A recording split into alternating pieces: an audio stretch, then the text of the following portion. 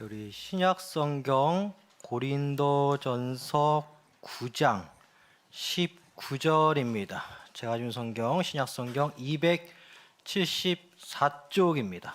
고린도전서 9장 19절 한 절 보겠습니다.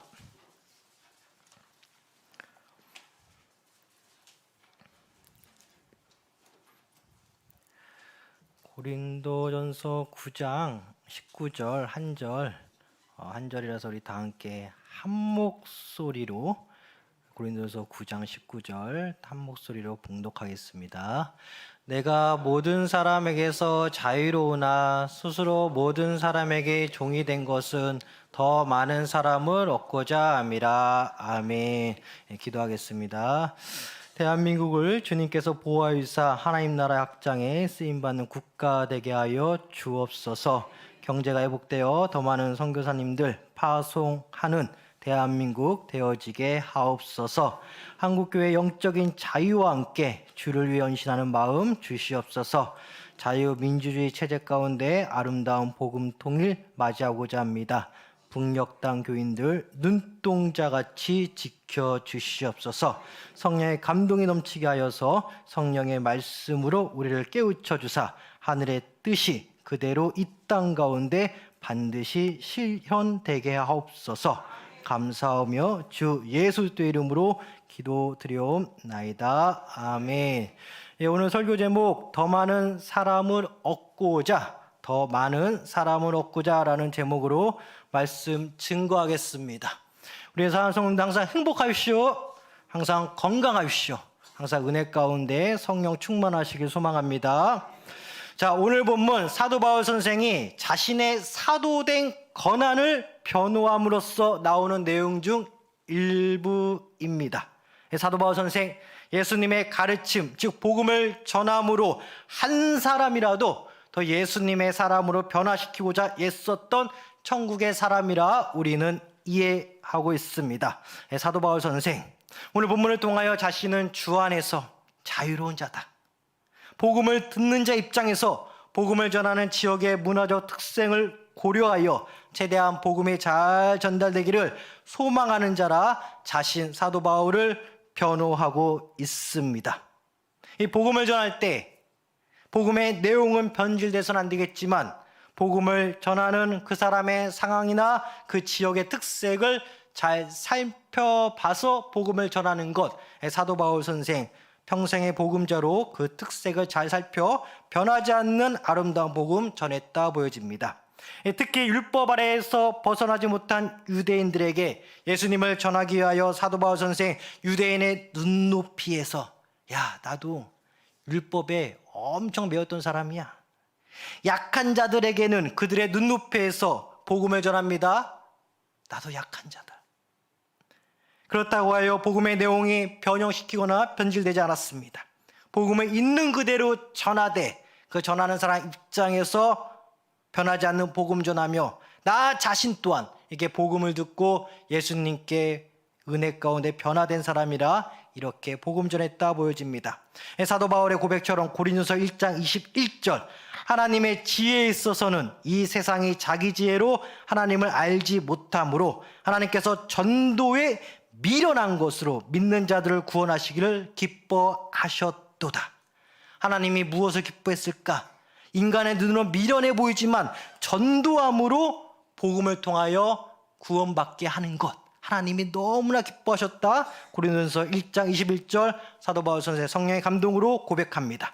결국 믿는 자들의 처음 시작은 누군가의 미련하리만큼의 복음 전도로 말미암은 것입니다. 그렇게 해서 복음이 전해지고 그 복음을 받아들여 구원받은 자가 더 많아지고 있다. 이처럼 미련하리만큼 복음을 전하되 복음을 전하는 사도 바울 자신은 이제 살펴볼 세 가지 관점에서 자신의 삶을 이해하며 그 아름다운 복음 평생 전하다 주님 품에 안겨있다 이해되어집니다.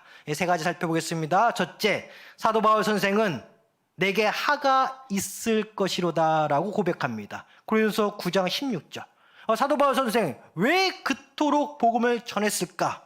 간단하죠? 복음 전하지 않으면 나 하나님께 하를 입을 거야. 바로 복음을 전하지 않으면 자신에게 악가 임할 것임을 잘 알고 있었습니다.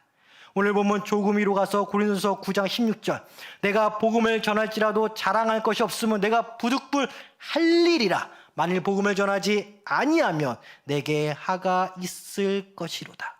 나의 할 일, 부득불 나의 할 일, 복음 전하는 거, 그거 안 하면 나는 하나님께 하가 있을 거예요. 언뜻 사도 바울 선생이 마지못해 억지로 복음을 전하는 것처럼 들릴 수 있겠습니다만 이는 전혀 아니죠.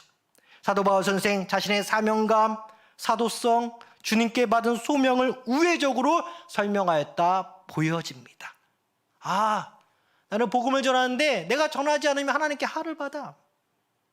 마지못해 복음을 전하는 것이 아니라 이것이 나의 소명이야. 이렇게 우회적으로 자신의 소명을 다시 한번 만천하에 말하고 있습니다. 우리 사랑성도 여러분, 우리의 소명이 무엇입니까? 바로 전도하지 않으면 안 되는 우리의 소명.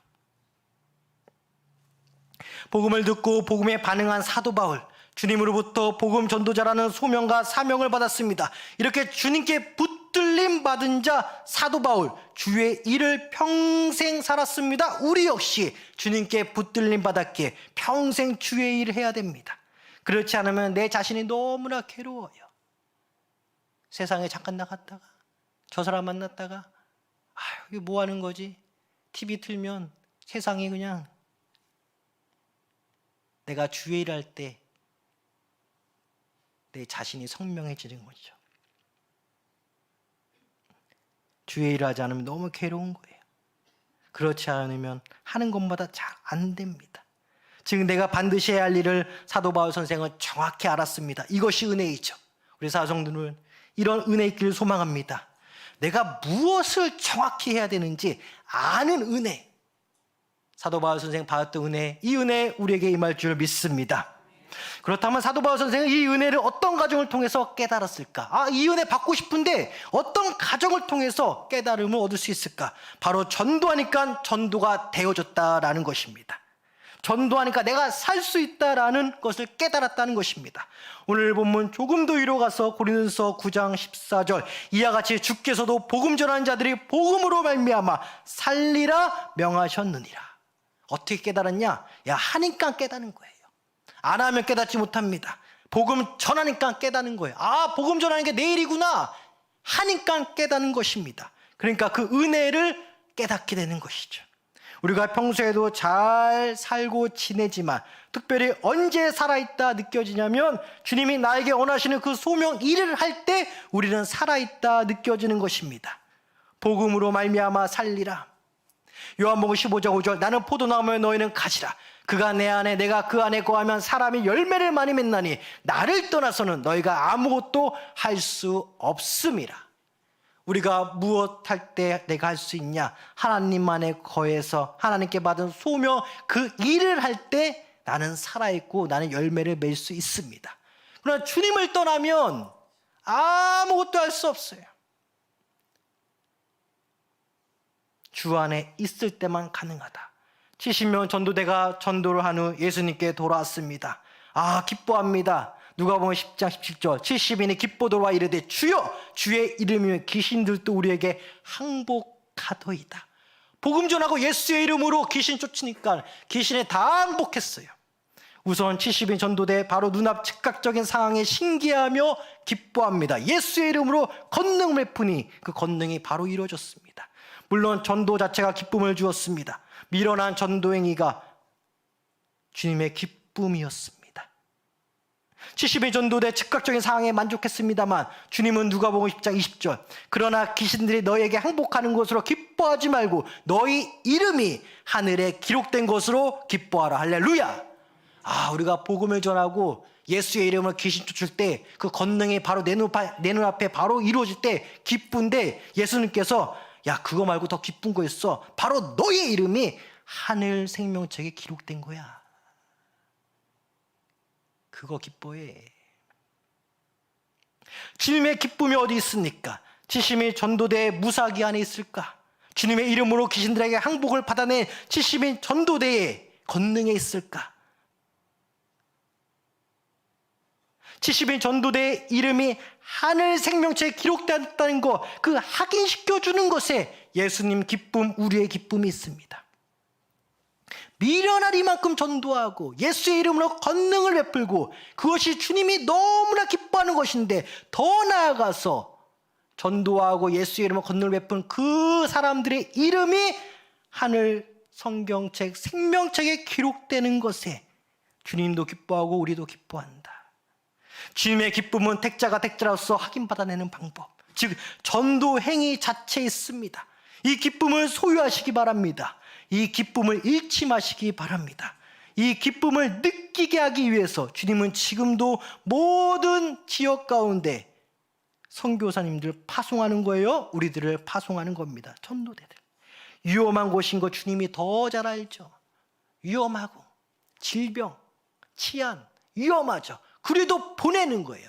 보냄 받은 자는 보냄 받음으로 전도를 하고 예수의 이름으로 병 고치고 귀신 쫓아내므로 그가 받을 기쁨이 무엇이냐? 바로 하늘 생명책에 내 이름이 기록되었다. 그래서 보내십니다.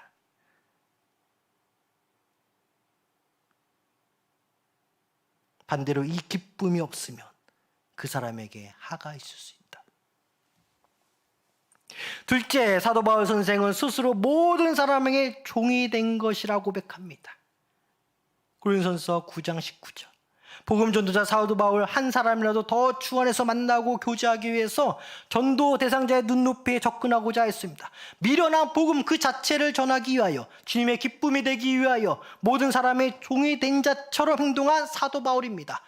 한 사람을 얻기 위하여 종이 된 자처럼 사람들 앞에 나아갈 때 사도 바울은 나 자유로운 사람이야. 이런 사람이 진정으로 주 안에서 자유로운 자입니다. 아직 율법의 그늘 아래 있는 유대인들에게 자신도 율법주의자였으나 예수님 만나고 나서 진정으로 율법을 벗어나 자유한 자가 되었노라 설파였고, 사회적 약자에게는 자신의 청빈된 삶과 함께 여러 신체적 질병이 있노라 하면서 접근하여 복음을 전했던 사도 바울. 이렇게 접근한 이유는 고린도전서 9장 22절 후반절에 내가 여러 사람에게 여러 모습이 된 것은 아무쪼록 몇 사람이라도 구원하고자 함이니. 약할 때 강한 대신 하나님. 복음을 오해하고 있는 자들에게 야, 나 역시 과거에 예수님 복음 오해했어. 근데 진짜 예수 믿고 나니까 기쁘더라. 어려움에 놓여 있는 자에게 나 역시 지금 사실 어렵지만 예수를 믿고 있노라 고백한 우리가 되길 소망합니다. 이렇듯 사도 바울 선생, 복음이 전파되어진다라고 한다면 자신을 모든 사람에게 종이 된 것처럼 행동했다. 이것이 나의 자유다. 주 안에서 자유다. 그 사람의 경험을 나 사도 바울도 겪었고 그 사람의 어려움을 나도 겪었고, 이렇게 함으로써 사도 바울 선생은 복음을 전하고 한 사람이라도 얻고자 열심히 뛰었던 복음 전도자였습니다. 이것이 진정으로 자유로운 자일 것입니다. 약함에서 강한 모습 볼 수 있습니다. 복음을 전하여 한 사람이라도 얻기 위하여 나는 오늘도 주 안에 자유로운 자가 되어 그 사람 앞에서 종이 된다. 약한 자가 된다. 약할 때 강한 되시는 하나님의 은혜. 세상은 자신의 약한 모습을 감추려고 합니다. 물론 우리가 지혜롭게 감춰야 될 건 있죠. 그러나 주 안에서 전도의 방법 중 하나는 나의 약함. 이것이 자유로운 자여 주님의 기쁨이 미련한 전도를 전할 수 있는 방법 중 하나일 것입니다. 고린도후서 11장 30절. 내가 부득불 자랑할진대. 내가 약한 것을 자랑하리라. 사도 바울 선생이 내가 자랑할 게 있는데 나 약한 거 자랑해. 3층 올라간 그 자랑은 자신이 경험한 것에서 불구하고 다른 사람이라 제3자로 칭하면서 말했던 사도 바울. 그러나 약한 거에 있어서만큼은 한 사람이라도 얻기 위하여 나 자랑할 것이 있는데 나 약한 사람이야. 이렇게 말했던 사도 바울입니다. 이것이 자유로운 자. 세상의 논리와는 반대죠. 셋째, 사도 바울 선생은 이기기를 다투는 자마다 모든 일에 절제하나니라고 고백합니다. 그렇습니다. 사도 바울 선생은 이렇게 복음을 전함으로써 주님께 상을 받고자 한다. 또 한번 자신을 변호합니다. 즉 복음을 전하여 주님께 인정받는 것은 승리의 삶이요 이기는 삶이죠. 이 이기는 삶을 위하여 개인적으로 엄청난 절제를 하였다. 사도 바울 선생 성령의 감동으로 고백합니다. 왜? 목표가 뚜렷하다. 그 목표 무엇이냐? 한 사람이라도 예수의 사람 만들기 위해서. 목표가 뚜렷한 자는 자신의 모든 것을 그 목표에 맞추어 삶을 살아갑니다. 그러다 보니 자연스럽게 절제하는 법을 알게 되는 것이죠. 무조건 아낀다 그런 내용이 아니라, 유치하게 그런 내용이 아니라 그 한 사람을 전하기 위하여, 그 목표를 위하여 매진하다 보니 나의 환경에 맞게 내가 절제할 수 있는 그 방법들을 하나하나 터득해 간다.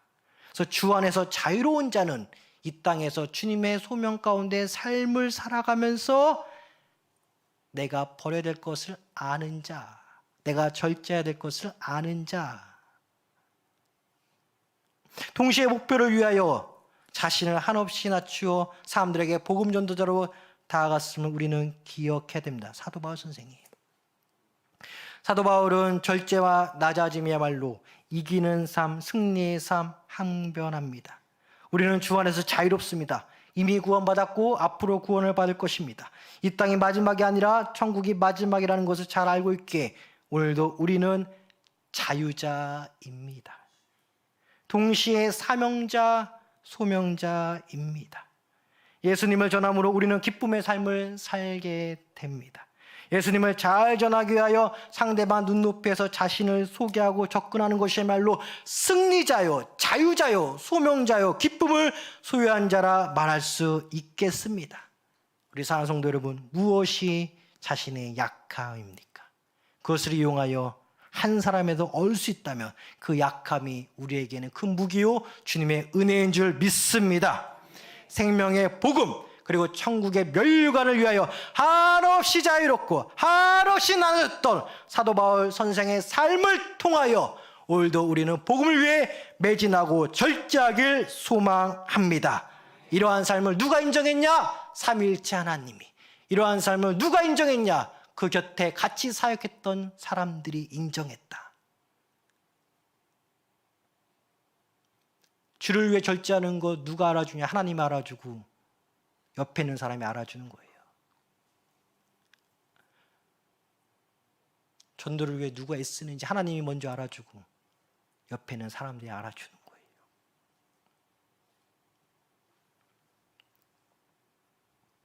오늘 설교 한마디로 정리하라고 한다면 낮아짐과 절제로서 전도하는 우리들에게 구원과 기쁨을 주신 하나님, 낮아짐과 절제로서 전도하는 우리들에게 구원과 기쁨을 주신 하나님, 이렇게 한마디 정의할 수 있겠습니다. 우리 사랑하는 성도님들 승리하십시오. 예, 여러분들 약함이 전도의 도구입니다. 여러분들이 승리자고 여러분들이 구원받은 자입니다.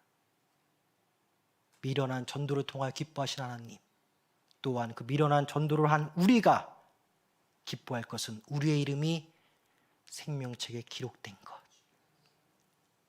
여러분들 이름이 생명책에 기록된 줄 믿습니다. 기도하겠습니다. 하나님